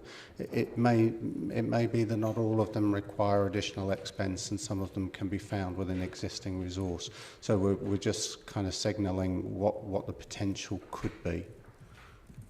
Councillor Walker. Yeah, just very briefly. Yeah, thank you also for a really comprehensive report. It's all very exciting. and I look forward to it being initiated. And like Councillor Benson Pope, I've visited recently, not only because it's very close to a well-known brewery as well.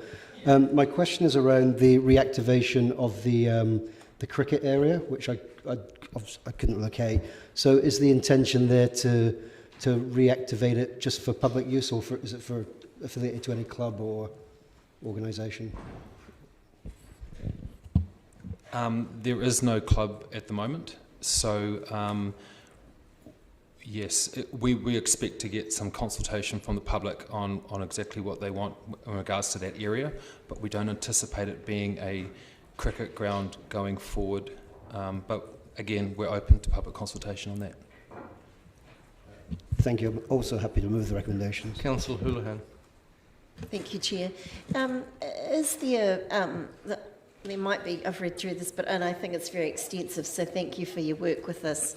Will there be an area where there could be a memorial or a plaque and something significant to remember the 42 people who died in the Seacliff fire? Through the Chair, we're expecting a number of suggestions on how to commemorate the rich cultural and heritage at the place, so it would include that event, but given the sensitivity of that, we'd want to be working with the families that are affected and get their direct input closer to the time. That was my next question, is have you had some feedback from some of the families, or...? We would expect some of those families to probably engage throughout the consultation process. I should declare a conflict of interest. My great-grandmother died in the fire, so... Thank you. In the absence of further questions, I'll move the 3 recommendations. A seconder. Oh, did I have another question somewhere? Councillor Walker, you're seconding? You're asking? Oh, you moved already. Would someone else like to second it then? Councillor Fiso has seconded it. Any further discussion? Councillor O'Malley. Oh, sorry, Councillor Walker, do you want to use your right to speak to the motion? Yeah, I mean, I think, as I said, it's an excellent report, and thanks to staff. And I think it seems wise to me to identify, I guess, the key characteristics of all of our reserves, so that we can provide, as this report suggests, better ongoing management development. And I guess, Councillor Elder, you come to mind when I say that there's much call from people around this table for more walking tracks, reserves and trail development around the city. But my view is that, first off, we need to better maintain and indeed improve what we already have. I think that would be a really good start for us. And I think this paper shows that we can do that. As it's stated in here, the current Tribby King management plan is way out of date. So that's why I do support the recommendations laid out in the report, so we can, I guess, begin to properly honour what is a nationally recognised historical area of great cultural and botanical significance. And as we know, I think it says in the paper, it is listed as a Category 1 historic place with Heritage New Zealand. I applaud all the staff that work in this plan, particularly things around those important things like access, the view shafts, the heritage, and of course, as I alluded to earlier, things like the cricket ground. I think that's a great idea, and I look forward to the public consultation and that process. But above all, I look forward to the positive future developments and improvements to the Tribby King Reserve, and indeed the city's wider collection of open spaces networks down the line. So thank you. Thank you. Councillor O'Malley. Mr. Chair, I want to thank staff for this item as well, and I also want to make note of the Waikato Coast Community Board's effort here. This actually came to them first and then came via them to Council. I want to acknowledge the way in which Parks and Recreation received that from the Community Board. It was a good example of interaction between community boards and the Council, and shows the importance of their role in the good functioning of the city. 1998, yes, this is an old plan, and it also highlights another component, which is many of the reserve management plans have got past their last time of use date. I'm glad to see that now we're picking this up, and I look forward to many more of these coming past us. Thank you. Thank you. Councillor Walker, do you want to write a reply? Those in favour, please say aye. Aye. Against, no. That's agreed. That takes us to the planning item 8. I'll move the noting of the P&E Forward Work Programme. Are there any questions? Appear to be none. Can I have a seconder, please? Councillor Staines, those in favour, please say aye. Aye. Against, no. That's agreed. And are there, item 9, actions from resolutions as circulated, also a paper for noting. I'll move. Seconded, Councillor Lord. Any questions? Those in favour, please say aye. Aye. Against, no. That's agreed. And are there any items for consideration by the Chair? There appear to be none. Thank you for your attendance, and I'll close the meeting.